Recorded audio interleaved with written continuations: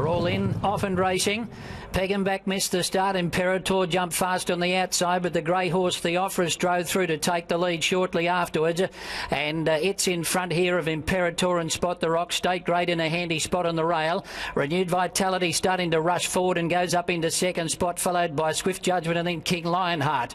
A length to Coins of Gold. Mustard next, followed by Future Solution, not showing a great deal of speed today. He's buried back in the field early, followed by Yukon Bean into the sun, trapped out 4 wide on a limb, followed inside it by Fiscal, and then a length to Peggenback, and last of all is Al's Gold. As they run to the side, Renewed Vitality got a little bit fired up and came through to take the lead. And he strode away from Spot the Rock, who's pulling in second spot. Theophorus third. State Grade is fourth. He's popped off the fence to be one off the rail. And then Swift Judgment, followed by Future Solution, saving ground along the inside. King Lionheart outside it. Further back as they come to the turn, Imperator. And Yukon Bean in between horses, followed by Mustard and Peggenback as they make the home turn.